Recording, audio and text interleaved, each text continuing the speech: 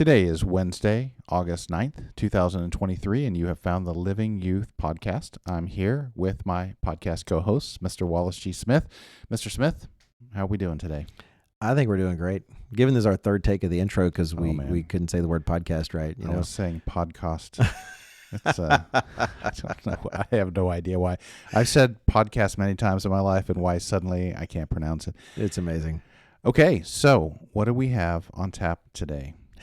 Today, we'll go into, of course, more of what I'm trying to say here with the title when we get into it. But today, Mr. Robinson, we're going to talk about rejecting fake Tate-style masculinity.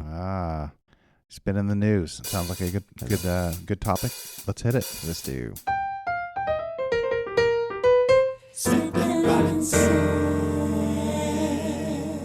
Welcome back. And again, welcome to the Living Youth Podcast. And hope it didn't feel like I was picking on you, Mr. Robinson. It is amazing when the microphone's on or camera's on, how all of a sudden just, things don't work. Right. Like our mouth. Our brains. Yeah. That's right. This particular topic, I'm so grateful that you're also interested in this topic. It's the kind of thing I know we talk about a lot. And I'm not saying these things to advertise a particular person. In fact, I'm going to mention this person, and I hope that in mentioning him, it comes across rather when you see his name to consider it a warning, like you don't want to dive into that world. But I've been moved to think about this topic because of what I've seen concerning online individual named Andrew Tate. I'm familiar with him, so you've probably heard of him. I know you've heard of him too, Mr. Robinson, right? Well, I had not heard of him until another podcaster I listened to at least a year ago mentioned it. It was like he was like all the things he was going to talk about it with this other guest, and he said something like, and we're also going to talk about the rise of Andrew Tate. And I'm like, who is Andrew Tate? And so after that, man, you heard his name all over the place. Yeah, and he says some things that can sound really appealing, which we'll talk about. Tucker Carlson, actually, I really respect Tucker Carlson's going out there in alternative media, and really kind of building a little separate independent media empire for himself. But then he ended up featuring him in some kind of an interview, which tends to give some people credibility. And part of what he gets flack for are things that we can be sympathetic about. Mm-hmm. And so that starts to draw people in. But then when you really do look at the world he represents, it's just not a world in which any Christian should be at all. Well, he definitely got into the crosshairs. And if on the surface, it just looked like because he was promoting the idea of being a manly man, being masculine. That's right, men be men. Right. And that's definitely discouraged in the West society, these days. Right. Yep. And but you dig a little deep at all, and there's a lot of problems. Yeah, and so I'm mentioning this because some of you are going to encounter, if you're a young adult or a teen, you might see his name used here or there or referred to.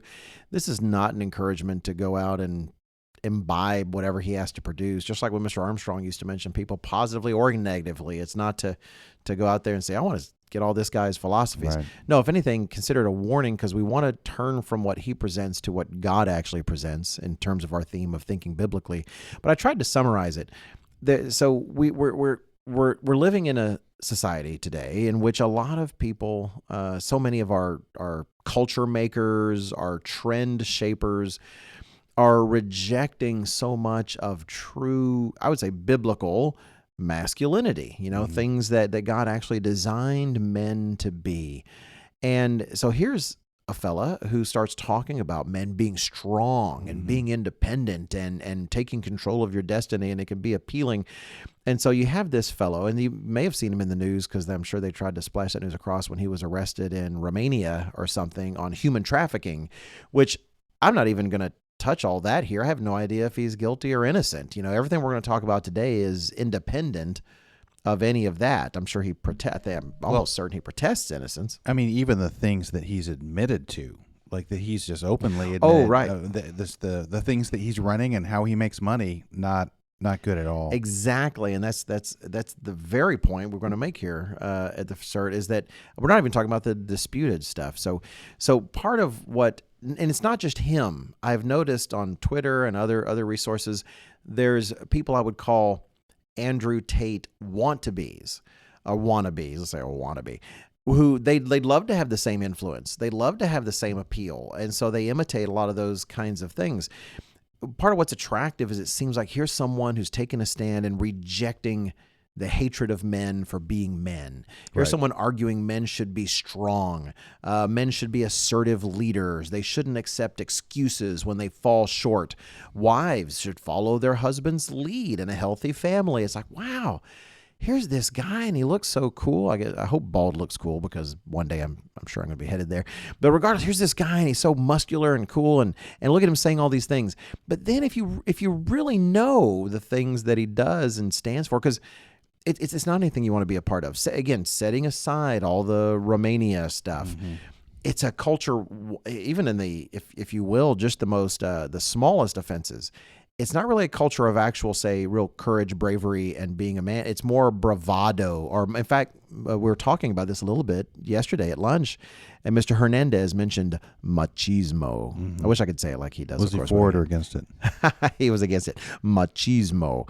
That's a caricature of manhood. It's if you know what a caricature is, if you ever go to, I don't know, an amusement park or something, and you have them draw your face. Well, they'll exaggerate your features where it looks like you, but not really. You know, your nose isn't that big or small. Your ears aren't that big or small, or et cetera.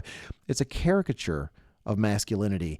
He parades, look, he's got all the fast cars and he's got all the quote unquote fast women. Frankly, he can fornicate at will. And he's literally talked about his philosophy of life where you woo a woman so that you can get her to do what you want. You dump her if she's in any way unpleasing. And frankly, you use her as a means of money. I want to mention the sites that he uses, but he talks about how easily he can manipulate these women. Brags about it. He brags about being able to manipulate these women until they're performing for him. Mm-hmm. I don't want to go into any more detail than that. And that he's making money off of them, like you make money off of cattle. And his real devotion, and this should come up in the principles we're going to talk about, it's not serving others, it's building an empire himself. And when he talks about a man leading the home, you start to understand it's not leadership the way Christ intended. It's more like a slave master leads slaves. It's not the same thing at all. So knowing that some of you out there, because I know this is the case, that you've been exposed to things like this, and knowing that there's a vacuum in our world where things like this can seem tempting, we just thought it was a great opportunity to talk about these things and to talk about the right perspective on masculinity, which of course is God's. Right. Listening to your characterization of him, kind of in this setting, you're talking and I'm listening, and so I'm thinking about it in a different way. It really is kind of what Mr. Ogwyn would refer to as a bully mentality. You use your dominant position, your strength, your bravado, this whole image you're projecting to subjugate other people to profit for yourself. I mean, that's kind of an idea of the bully. And one of the things that's really been on my mind, and I don't want to steer the podcast, this quickly goes into another podcast, but something that I've realized actually really deeply bothers me, and I know some out there are going to say, well, that's kind of obvious. There's many mindsets I can understand. Like I can understand like a really successful, hard-driven businessman, then he keeps buying other businesses and getting bigger. I can understand that. But what deeply bothers me, and this is what a lot of human history has been profiting off the suffering of other people. And that's what he does. That's part of what he does. He cloaks it in the idea of masculinity, but really what he's doing is, I've listened to enough therapy, not that I've gone to therapy, but therapists like online and or podcasts online and stuff. podcasting. Ironically, the only truth tellers left, which is very ironic, about biology is the evolutionary biologist. They've been spent their whole life work, and they've seen this paradigm of men and women for what they think of as a million years of evolution, and then suddenly we're going to say, well, there's no such, there's not biology. Right. All that kind of thing. And where was I going with that? What was my point? So I've listened to these different guys, and they'll tell you pretty quickly, the number of men most women want to be with is 2 or 3, with the most common number being 1. And so they don't want whatever they're drawn to, whatever they think that what benefit they're going to get out of it, they are not enjoying going and being used in this way at all. Right. No matter how he spins it, and they know what they're doing. Yeah, they know what they're doing. This is the life they really want. Right. It's like that's a lie. It is a lie. You're not serving people. And now, don't get me wrong. There are some lies we believe. Jeremiah 17:9 says our heart deceives us about a whole bunch of things. We think this is good. This is life, but it's just not. In the end, even some of these guys don't know it. They are hucksters. They are hawking a product that is false. Now, part of why it can be deceptive, because you can talk to guys and they'll defend these guys to the death. They're like heroes to them. Mm-hmm. They're like, no, I was nothing but a loser until I came across this guy. And the things he said, I act on those things, and I've turned my life around. And I'm not using any vulgarities, but a lot of their defenses are very vulgar. But no, and it turned my life around. Well, but that's the thing. It's a mixture from the tree of the knowledge of good and evil. And so it happens to use a few of the good side of things, if you will, that make it better than some of the bad things people have been eating instead. It doesn't change the fact that it's also coming with a whole bunch of extra baggage. That's part of why we were talking earlier before this. Another person out there who's appealing to many of these people who recognize a void in the world of actual good, healthy masculinity. Another person very appealing is Jordan Peterson. We'll mention him explicitly. We mentioned him a lot on the podcast. He, I would agree, is a great contrast. He actually sincerely, we're not agreeing with everything he says, but in the contrast to the other, he seems to sincerely want to help people. He's actually trying to give people principles to truly improve their lives in a more virtuous sense, I would say.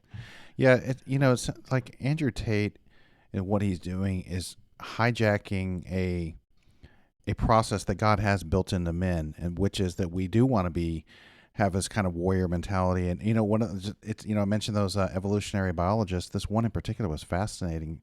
They were talking about studying the way boys and girls play growing up and what they do, and like you're talking about like preschool kind of age, so like 4, 5, 6, something like that. He says invariably the games that the boys and girls play is the boys kind of organizing into a group to protect the community from an external threat, and the girls organize into something to save a life, save the puppy, save the kitty, That's kind of thing. fascinating. And so, he's taking that drive in the men to want to be kind of adventurous and look out and protect and preserve, and really turning into something truly is toxic. Oh, it really is like a personal profit center. That that's interesting, because Mr. Robinson there was just mentioning these evolutionary biologists. Let me make sure we're really clear, because he did say this, if you didn't notice. We don't agree with them on everything. We don't agree about evolution.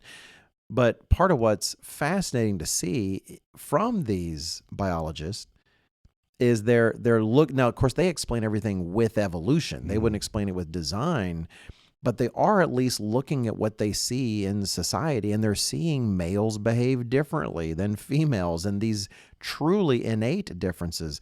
Mr. Peterson's another good example. He'll often refer to, I wish I could imitate him as well as Mr. Robinson does, but he'll talk about, lobster behavior as if we've evolved, from something like lobsters did, as opposed to seeing that what is present in that behavior is something God has instilled for good purposes in his creation.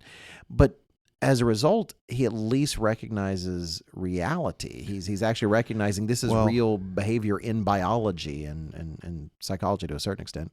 I read his first book and listened, and I was listening to him a lot then, and he would do all these this lectures. Peterson, not Jordan Tate. Peterson, right? Yeah, no. I've listened to little bits of Tate on interviews, but not much. But Jordan Peterson I've heard extensively, and the thing with the lobsters though was he was trying to ground into reality that there's being this big promotion in the world among some, but it's amazing how far it's taken hold, which is that everything's a social construct. Right. And his point was no. The lobsters did not make a social construct. Right. And of much less have we, I know that we're capable of forming a social construct, but like biology is not a social construct. Like what motivates us and how we're wired biologically is not a social construct. Right. And so what we want to do today for the remainder of the podcast is focus on you know what? If we want to know how men should be, and how we want the things that we desire, then let's actually let God tell us. Let's actually go to the source, which is our creator and our designer, and actually see what he has to say about being a man and how he exemplifies manhood in the Bible. And I'll hopefully think to say this at the end too, but let me also say to our listeners, we know this is the Living Youth podcast for teens and for young adults. We also have families listening together. If you're a teen or young adult, our hope is that you are looking to the men of Scripture in the facets for which they are praised by God as your examples of manhood. So you don't have to look at what the world is offering you instead. That you're looking at biblical principles of what it means to be a man, and to our parents, I hope, and to our own fathers. For us as fathers in the church, if you might be a young adult and a new dad, so welcome to the job. This is expected of you, but you also might have a teen listening, and you might be a dad and it's your teens listening. Then please understand, all of us need to understand, Mr. Robinson, I have to understand, then it's our job to do the best we can to be the model for them, to try to exemplify these things in our lives to some extent. That's such a good point. I actually had something else I was going to say, but you reminded me of something that Mr. Beiersdorfer said years and years and years ago. He's since died, but he was friends with my dad. They went to Ambassador College together, and so I talked to him a few times as an adult at the same feast site. And he always pointed out that, you had Solomon wrote many, if not all, of the Proverbs as a record of lessons to his son. He addresses them to his son. Right. But he said, even though he is the wisest man and he wrote the Proverbs, the example he said more to his son than the Proverbs ever did. Wow. And I thought that was an incredible observation, and absolutely true. We can say all the right things, but if the example that we're modeling does not match that, man, kids are the quickest to figure out an inconsistency. In fact, I watched a couple of little video clips of I don't remember why it was done this way, but one, it was designed to be a prank. But this mom, which I have questions about why she would do this, but she's pretending to be interviewed for a job, and she starts lying about things. And the boy's sitting there, and he cannot stand it. And he finally interrupts his mom during this interview to correct her and tell her that she's not telling the truth, which was the point of the prank. I'm not sure I would do that even as to be funny. I hate things like that, but it's good on him. But kids see right through that. And, one of the things, I've kind of touched on this a little bit in another podcast, is because it reminds me of an example I've used before. I myself, at roughly the age of 30, 28, 29, 30, and I'd been married at that point for 3 to 5 years, I was like, wow, you actually have to learn how to be a man. Like, somebody needs to help you, teach you, give you good guidelines and good principles, because it's not, you may grow up to be living in a man's body, but you don't just grow from a boy into a man in terms of temperament and mentality without somebody showing you how that's done. Yeah. And I think that is part of the challenge. Is some aspects of manhood have been so discouraged now for so long that we have a lot of fathers that don't even know they're not passing on key things their sons need to know. And we have some who are adults who haven't had great examples. I didn't have a great example. I'll say in some ways I had a good example in many others. But as a result, there's a void there, and that's what they're filling accidentally or not on purpose, but with some of these men who are shysters. So we are going to instead go over some examples of manliness in the Bible. And some of these should parallel. In fact, it's probably pretty close, but I think there are some differences with a sermon that I gave way back when called Quit Yourselves Like Men. And to say quit, men aren't quitters, that's not what that means, but it's the old King James language for like behaving like men and being like men.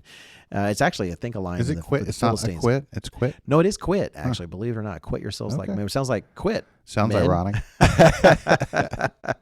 Okay, so the first point is, and this is it's not like this is necessarily a command, but we're trying to talk about part of man's design, and then we'll talk about how to understand that. And so keep in mind, this is going to sound far more militaristic than it must, but at the same time, I think it's still an effective way to put it. And that is that men want to be warriors and they want to conquer. They want to feel that they are taking ground in the world, against opposition and in difficulty. And there's a passage that I like. No, Mr. Robinson has it, I think, in his notes, because we're talking about the challenge of copying out of a particular digital Bible. And I hope he won't mind reading it, because to me, I do think that is a good example. I remember seeing someone else, I can't remember where I saw it reference it, that it's Christ speaking prophetically, but it's very warrior mentality. Yeah, it's super warrior mentality. I've had discussions with people before, because, everybody gets interested in personality types. So inevitably somebody, if you're in a conversation long enough, will probably say, well, what personality type do you think Christ was? And I have all of them. There's a time where you need to be a planner. There's a time where you need to be spontaneous and take care of, act before you were prepared to. There's a time that you need to respond about something. There's a time to be quiet. There's a time to reflect. He's capable of being what the situation demands. And sometimes that means it's warrior time. It's right. Okay, you want me to read through verses? If you don't mind, yeah. Okay. So this is Isaiah 63. Isaiah 63, verses 1 through 6, right? I actually really like this. Okay, good. What does that say about me? I thought you might. That's why I thought I'd defer. Who is this who comes from Eden with dyed garments from Bozrah? This one who is glorious in his apparel, traveling in the greatness of his strength.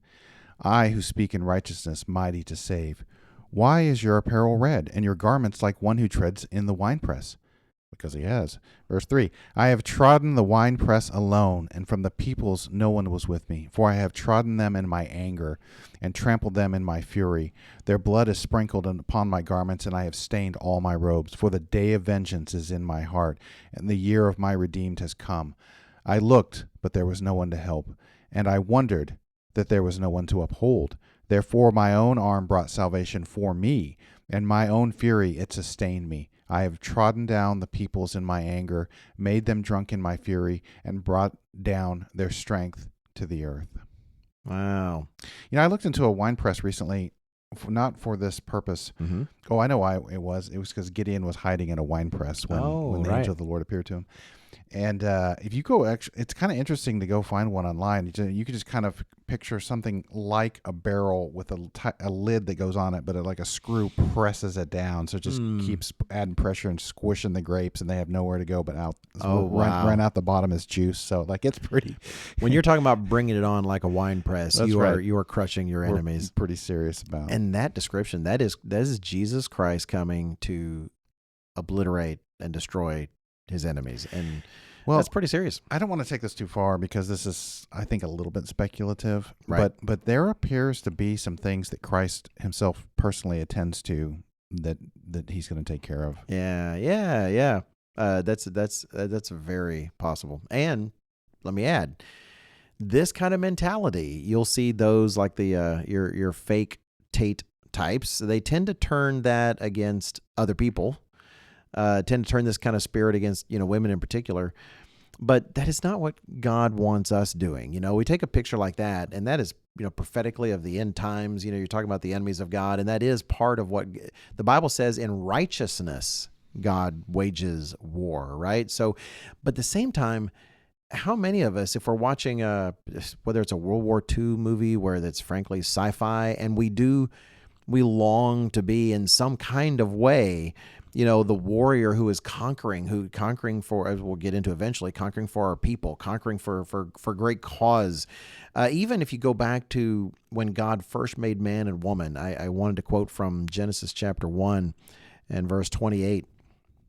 It says there, after God made man in his image, he's got Adam and Eve in front of him, and he tells them, it says in Genesis 1:28, it says, then God blessed them, and God said to them, be fruitful and multiply, fill the earth and subdue it. have dominion over the fish of the sea, over the birds of the air, and over every living thing that moves on the earth. Now, it's not a matter of just going through the world and slaughtering all the animals, and burning down all the forests, but it does speak of bringing these things under your command and under your control. And if you think about it, I mean, if you're in front of a beautiful wood, say a wooden arch in a doorway. I need the arch for a reason. A beautiful wooden arch and doorway with a tree left to itself wasn't growing to bend in that direction. It's just doing its job. It's growing up to the sky to get sunlight and get nutrients and become a tree. But yet men have the ability to take an axe, chop that tree, shape it, cause it to bend in a direction it never would, but to create something beautiful out of that. Subduing doesn't mean necessarily being absolutely harsh and destructive, but rather take this world and its resources and bring them under your control to make something of them. And men want to feel that they are capable of taking ground, so that as they advance into the world, it's blossoming under their hand. They're not the king who comes and lays waste to his lands so that everyone's suffering, but no, they're the king that comes in and takes it from the heathen so that everyone can rejoice, and make something wonderful out of it. Well, I've had the opportunity to travel extensively across this country. Probably the longest trip we ever made was Adventure Camp, where we went from Charlotte all the way up into Wyoming, and that's quite a journey. I've driven from Texas there. It's quite a far ways. And we've crossed the Mississippi a bunch of times. And every time I cross over it, and we tend to cross through Vicksburg there in Mississippi, I am just struck by, imagine there were no bridges and you were on a horse or pulling, a wagon, that kind of thing. Just when you're driving around in your own city, wherever you are, when you cross over a river, think about how you would get across that thing. We've been to Cincinnati many times, and the loop there around Cincinnati cuts through 3 states and crosses the Ohio River twice. The Ohio River is a mighty, mighty river. Yeah. What it took to subdue that area so that you could move about freely, so much so that we take it for granted that we can drive around there. But, imagine something happened and those bridges were down, and you're not getting across that river without quite a bit of difficulty. Yeah. But it took mighty men to subdue this nation so that we travel around and acquire its resources in a way that we just take for granted. We in Arizona on the way to the feast this last year, was it last year? Man, it seems so long ago now. But we saw the Grand Canyon. And of course, it's beautiful and awe-inspiring. It just makes you feel so small, and we need to encounter things in the world that make us feel small. At the same time, I also imagine early people who'd never seen it before. They're just coming for the first time through the land, and they happen to hit this and think, well, that's a bummer, right? How do you get around this? Right. It's massive. And they, this is beautiful. It's a beautiful bummer because I got to get around it. But absolutely, there's this, and we want to scale this to our lives personally. We're not talking about going and fighting, the Hun, with our sword. But let me give what might sound like the most ridiculous version of this, but there are others. There's times when my wife would find this hard to believe, but this is true. When, say, my desk space or my office space is clearly unruly, it's clearly gotten out of hand, and it grates on me, and I want to take that space. Everything about this kind of tells me, and I would say the world, that I have not conquered this space. This space has conquered me. For a man that wants to add a patio, to something to his house, there's part of the desire is you want to accomplish and conquer that space. You want this to have been your space. Part of what we want, in fact, actually spiritually, I don't want to fail to mention this, because Paul speaks in this kind of language that hopefully would resonate with us as men in 2 Corinthians chapter 10. In 2 Corinthians chapter 10, please understand, if you're in the church of God, I hope you understand, we don't join the armed services. We do not become soldiers for national causes. God has separated us from that. We are conscientious objectors to the wars of this world, because God does not command us to join those wars. Quite the opposite. What are you really fighting for anyway? That's exactly right. But that doesn't prevent Paul from using such language in his description of what our obligations are in this world. And as men, these things should resonate with us in a special way. So like in 2 Corinthians chapter 10 and verse 3, starting there, we'll go through verse 6. Paul says, For though we walk in the flesh, We do not war according to the flesh, for the weapons of our warfare are not carnal, but mighty in God for pulling down strongholds, casting down arguments, and every high thing that exalts itself against the knowledge of God, bringing every thought into captivity to the obedience of Christ, and being ready to punish all disobedience when your obedience is fulfilled. In that last verse, I know I get filled with indignation here and there, and I hear about some terrible thing in the news, and you're just ready to start correcting this world, Right. with God's guidance, with his wisdom, with his love, but still truly bringing justice. And verse 6 tells us, you bet there's a time coming when you will be a part of punishing all disobedience, but when does that happen? It's not today. It's once your obedience is finally fulfilled. That is at the return of Christ, which is when all of our obedience is fulfilled. But this language should resonate so that the idea of taking ground in our lives, we associate that with the life of a warrior and of a conqueror, because frankly, that's the hardest thing to conquer. That's the great unconquered land, is that which surrounds your own heart and soul, which the devil has captive in some ways. And that, if we can resonate with that no, I'm here to take that ground because Jesus Christ is giving me whatever help I need to do so. And so, I want to do that. Right. So if I'm understanding correctly, so he is depicting a couple of things here, but one of them is like warfare against our own carnality. Like we need to view it as an epic battle. And in fact, we won't take part in the larger battle with Christ to take care of the bad guys if we haven't conquered our own carnality. And we should view it as a war. And frankly, there's other sections where Paul in Romans in particular really goes on about what a battle it is and how hard it is, and which I will do. Romans 7. Yep. Absolutely. And that's what I'm trying to resonate with here, is try to say that there is this desire in men to do this. But as a result, then we have to channel it properly, channel it in the way, because it could just be destructive. There are quote unquote warriors in the world throughout history that have left behind them nothing but, raping and pillaging and burning buildings and the rest. But no, our obligation then is to take that and channel it in godly ways, pushing the boundaries of our skills, striving to master new things. Some of this ties in the next point, rather being masters of ourselves.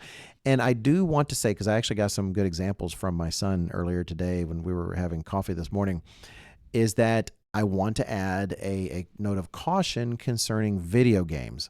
I'm not here to say that video games are somehow an inherent evil that, Mr. Armstrong would frequently say. Many things aren't good or evil except in how we do them and how we use them. But the feedback, because I was talking about the podcast today with two of my sons, and one of them, all of them but one have been through college, and he was talking about how he would use a particular video game as awesome stress relief, here and there, trying to play in balance, just here and there, trying to be balanced. But he still noticed in effect that he remembers when he, like towards the end of his college, when he was literally on the verge of graduating, he had some major tasks to get done. And he finished this 15-page paper, which was a huge trial. And he finally finished it. And he said all inside, he just felt numb, just kind of, I don't know, I don't want to say dead, but still felt nothing. But then he started to reflect, well, wait a minute. When I conquer such and such or do this and that on this video game, I feel like what a man. Look what I've done. I saved the world. And he said, and yet on the video game, you turn off the PlayStation or whatever it is, and nothing has changed in the world. You've conquered no territory. Here, I just had a major accomplishment that is literally advancing my life. And yet I feel empty there. That doesn't make any sense. And then he was commenting on a comment that one of his younger brothers mentioned, which was that, that he had actually hit this, he got through this extremely difficult level in a particular video game. It's just one that it's just insane. I've seen some of these things. And he got it, and he said, man, he said he just felt so exuberant. And then he said it took a few beats later, but then, he was done, and he realized, well, the entire world is exactly the same as it was right before that. It's like that in a sense, there's literally nothing tangible other than the fun time you have with a friend or something. And, but the feeling is a little disproportionate. And that's what my son encouraged me to highlight, which we talk about, is that people who design these video games, they know that we have this impulse in us that we want to be warriors and we want to conquer. And you have psychological experts contributing to designing these games to help you feel those things. And I read years ago in the Wall Street Journal, a guy was trying to actually, I thought he did a good job, trying to encourage some sympathy for guys that are actually wasting their lives because they're spending so much time on these video games.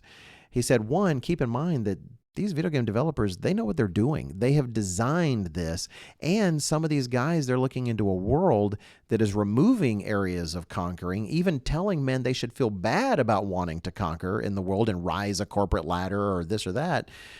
That is, since he said, look, these guys, hey, I'm not trying to say let them all completely off the hook, but also there's a world that's driving them to these things because there used to be satisfactions in the world that were far more readily available that these video games are designed to trigger for them. And we need to teach ourselves to do our best to seek the real world satisfactions of these things. We've mentioned Andrew Huberman before. He's a Stanford professor of neurobiology and ophthalmology.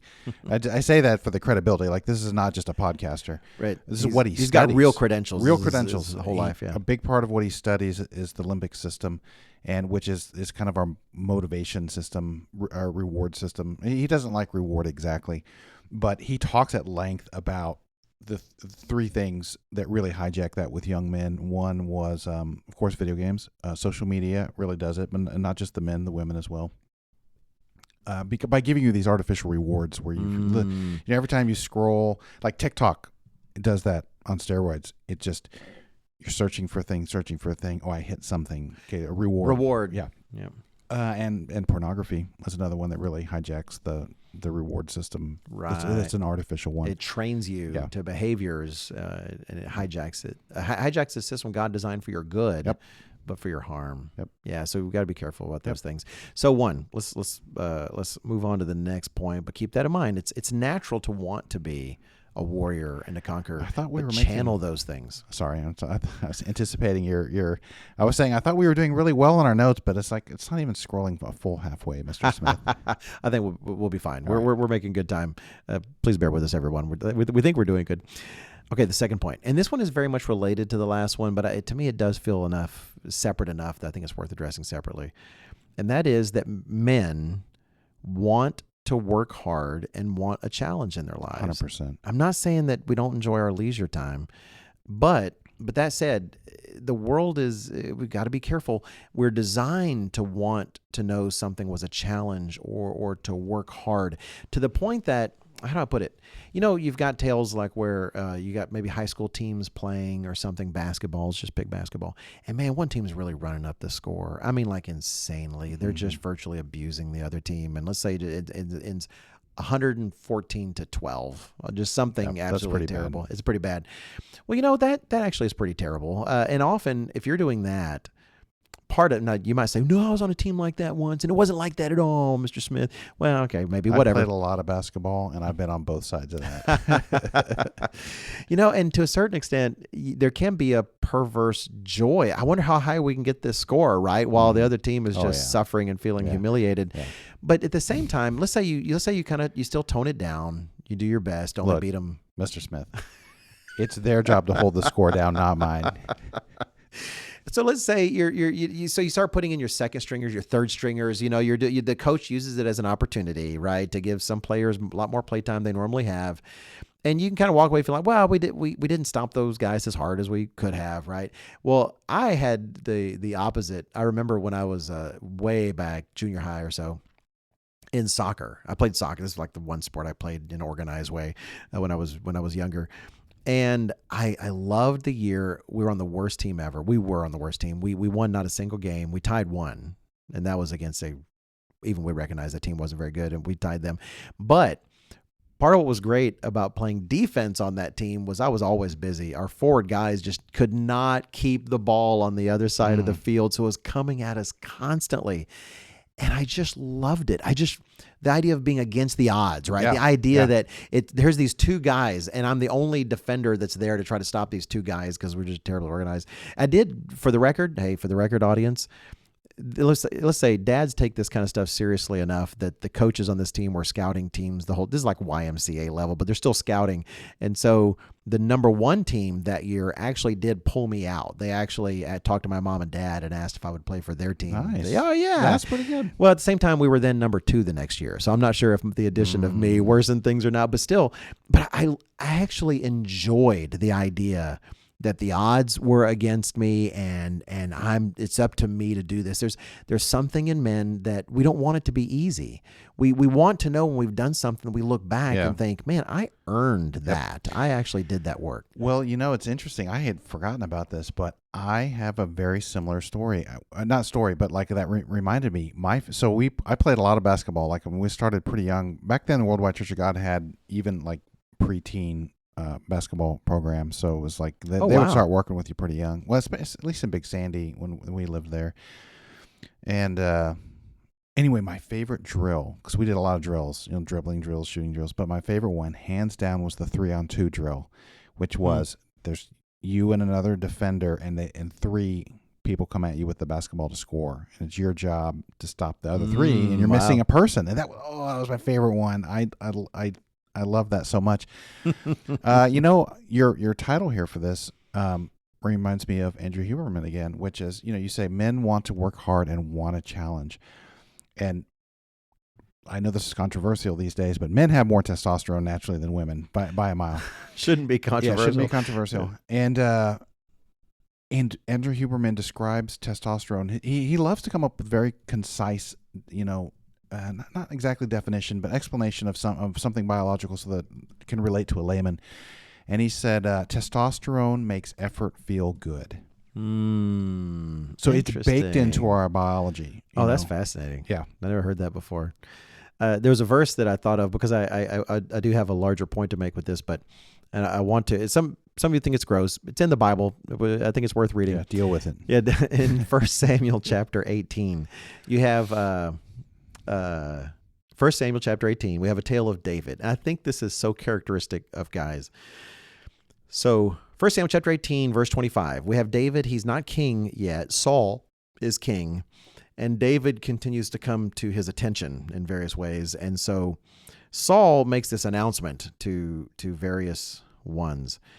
And he says in verse 25, it says, Saul said, thus you shall say to David. Sorry, I should really highlight David.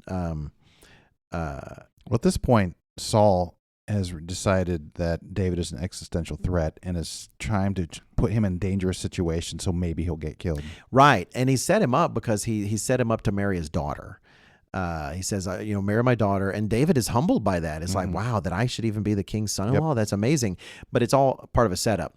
So in verse 25, Saul follows with this and tells his servants to tell David, thus you shall say to David, the king does not desire any dowry, because normally you had to present a dowry to the fathers. It does not desire any dowry, but 100 foreskins of the Philistines to take vengeance on the king's enemies.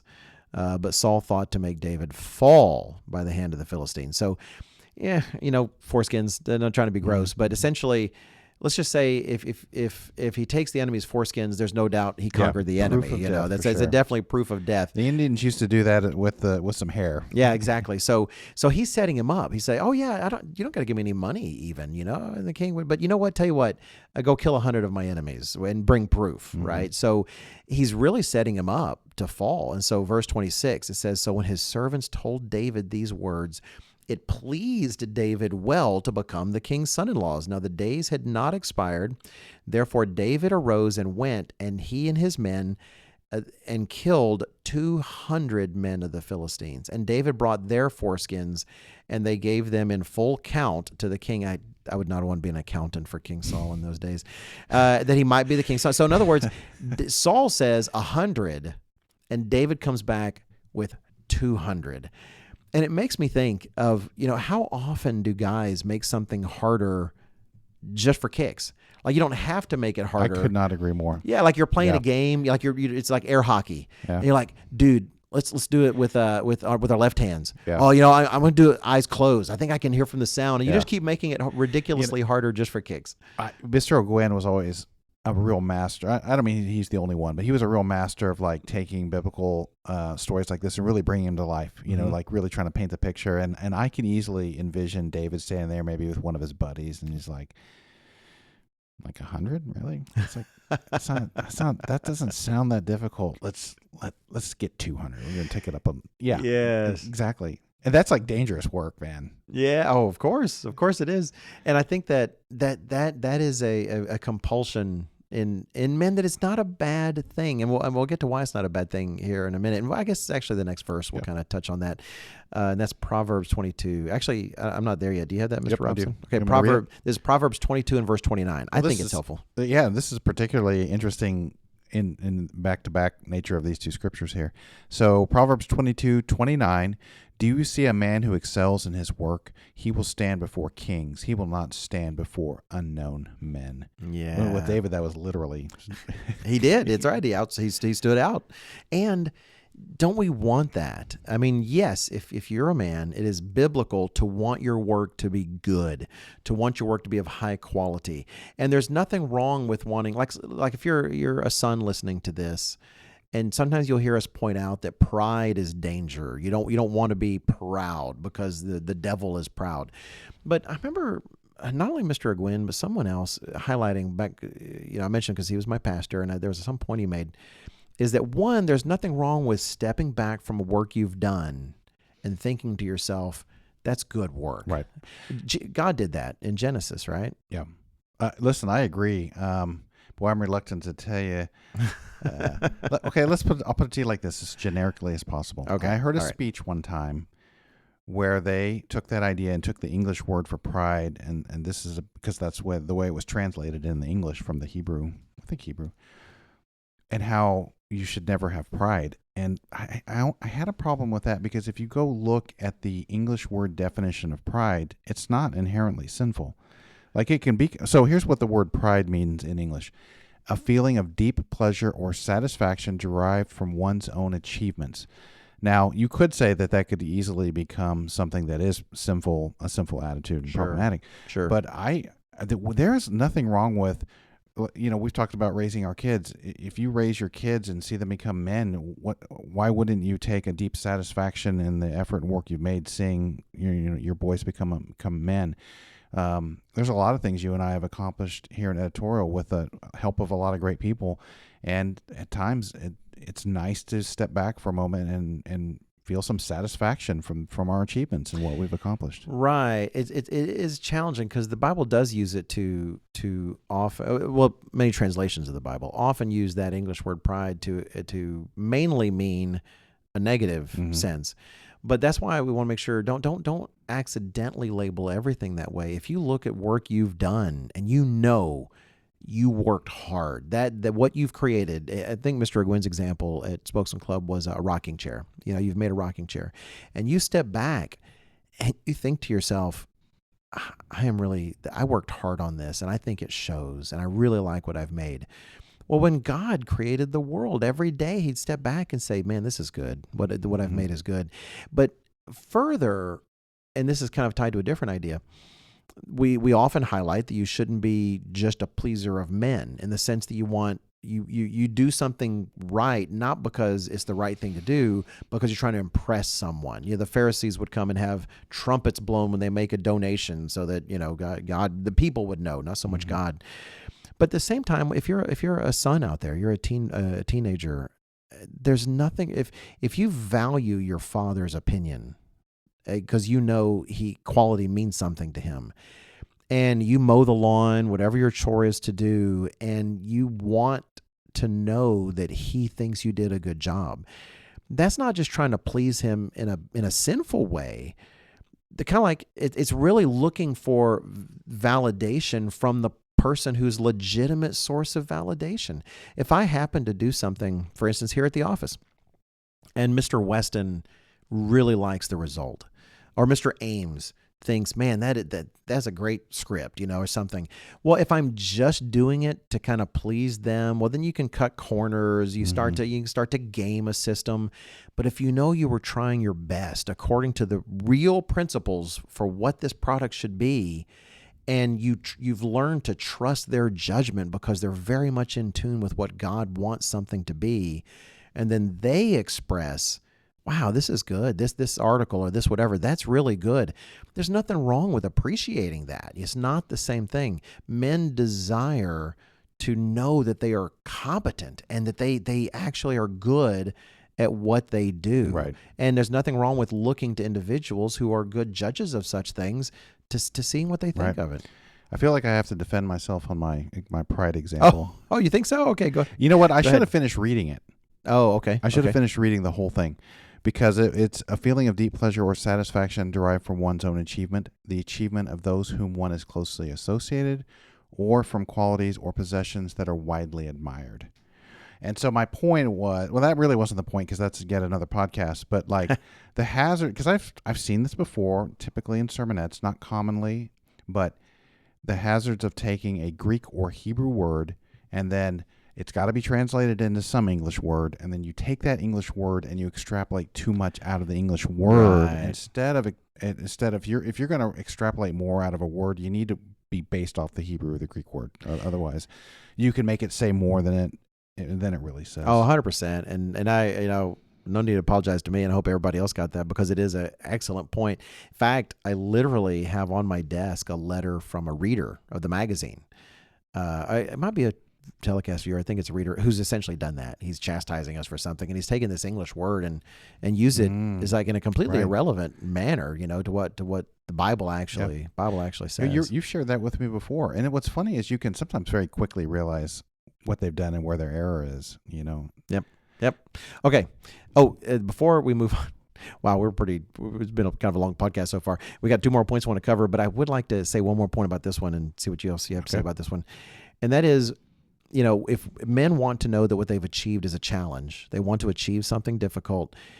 But part of why that's not bad and not just arbitrary is because the things that are of value in this world are generally those things that are only achieved through difficult work and through hard work. And if we don't gain some satisfaction in knowing that we're working hard, then the things that are truly of value in this world will never be attained for us, whether for our use or for others. There's no such thing as a free lunch. If something is come by easily, very often it doesn't have any lasting value. That reminds me. So believe it or not, some true lessons I learned from reading books set in the Old West. One author in particular, I don't think that would be controversial to mention, Louis L'Amour. He wrote tons of Western books. Oh, he did. Yeah, he's very prolific. And it's interesting now, especially here in our modern time. Well, I guess I've always lived in the modern time, but now compared to when I was reading these books, 35 years ago. Wow. I read them in high school primarily, instead of doing homework sometimes. Boo. And there was a tension always in those books about what true masculinity is, okay? Because it was pretty easy to make a name for yourself when you were young as like a gunslinger. Maybe you were fast with the gun, and the notoriety that came with West, that, and you were wanted, and how much money they offered for you was kind of a big deal. But he would always in his books bring out that was not being a man at all. Really? That truly being a man was much harder than this facsimile of being the machismo, the gunslinger. And that was what was hard. Bringing the crops in, protecting your wife, protecting your kids. A lot of dangers in the West. Now, I'm not even talking about the two-footed ones. We're talking about constantly what they were in fear of was blizzards was very common. Tornadoes, really? Wildfires. I think there's an instance where in Little House on the Prairie, they had a wildfire that was a pretty big deal. Right. But it's not glamorous, but being a husband and a father, and it's what true masculinity is. And he would bring that out in these books all the time. And I would argue that that's very much a biblical concept, of course. And it's not always glamorous. It's just not. But that is, but it is. Now that you and I, again, I hate to use ourselves so much, but I'm just kind of in awe of these lessons I've learned over the last 30 years of being an adult. If I go, my first 20 years of my life was being a kid. I've been 32 years as an adult, and how much your perspective changes and shifts, and you've seen so many things. Yeah. And then you can start taking a bit of satisfaction in some wise decisions you made 30 years ago. Like you oriented yourself in a certain way. I very consciously oriented myself towards my family. I wanted to prioritize that as, within the proper boundaries. But then you can look back with some satisfaction and think, man, that was the most worthwhile thing I've done. My part as a man in raising my family and forging a marriage. Mr. Robinson, not only do I appreciate that, and of course I agree with it, but it really resonates with me in terms of, in kind of a different way.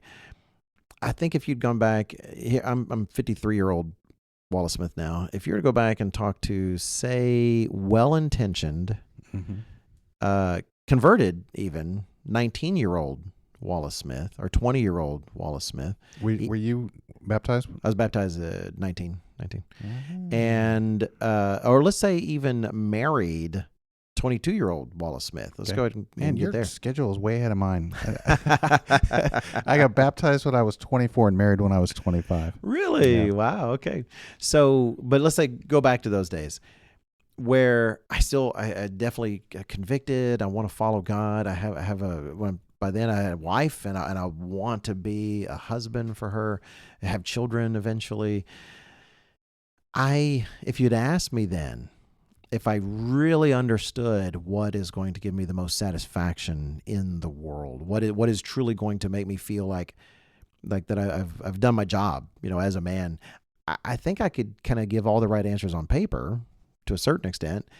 But man, you look backwards from your 50s and you realize you just didn't know. You didn't know. Exactly You could not even come close to appreciating. In fact, knowing, and if you'd asked me then, well, do you think marriage is just easy? You got to find the one you love. I'm like, no, it's not. It's all about loving them, and it's all about serving her, and it's all about, it's got to be, you've really got.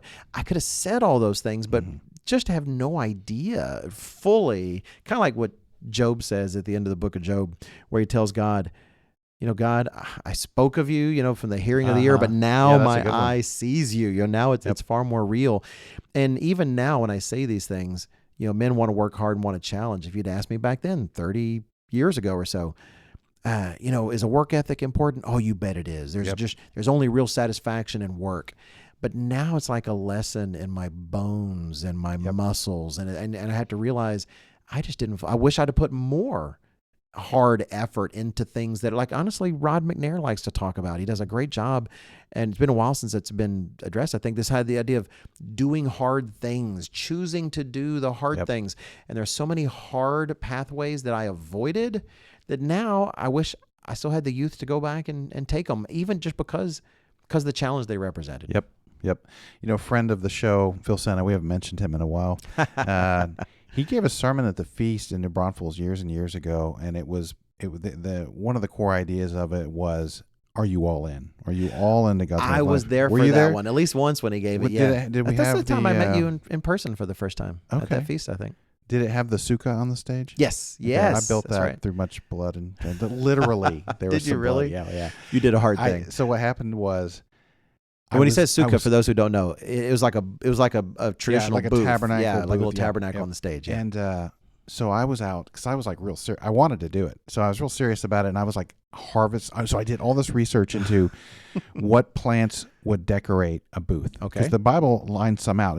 It's interesting if you do it. Like, there's not a canonical list, but there is a list of different trees that they use. And I found that the cottonwood tree was a family similar to so Texas has cottonwood trees in that area, but it's about palms. So at the entrance to our the Water Wheel was the name of the place. There's all these condos. I remember. You remember the Water Wheel? Okay, I love the Water Wheel. I miss that. Okay, were these actual like palm trees, and so I have a hatchet. No, not a hatchet, a machete. Okay, that I bought for this purpose, and I'm over there harvesting it. Well, somehow in the process of it, I hit it and my hand goes forward and it hits and it gets one of those large spikes on it that goes all the way through my finger. Oh. And the back of it embedded itself in my flesh so that I couldn't grab it. So I tried for hours to try to pull it out, and I finally had to go to the clinic and actually have somebody pull it out because I just couldn't get to it. Oh, that sounds terrible. It was terrible. But I'm sorry for troubling everybody with that story. But Mr. Sena's point was an excellent one, and I've heard another individual that I respect echo it in a slightly different way. There are just some things in life you will never understand unless you're all in. Like you will not get the full experience unless you're all in. Like I would encourage every young listener who's either on the cusp of being married or will in the future and raising your own family, man, you have got to be all in. And guys, I would recommend not getting too, like your career and your job is important. That's a big part of what you do, but like don't get sucked into like that being the main focus where you like just chase your career and actually put your family on a secondary. And forget why you're doing it. Yep. You know, as we get to this point to wrap up, I want to highlight what Mr. Robinson said was here he had this nasty task chopping up these things, and he was going to build the booth on stage as an example. But early in that description, he said, I wanted to do it. You know, that's what we're talking about. Yeah. Here's this challenge, and it interested him, and he wanted to do that. So does that remind you of Nehemiah?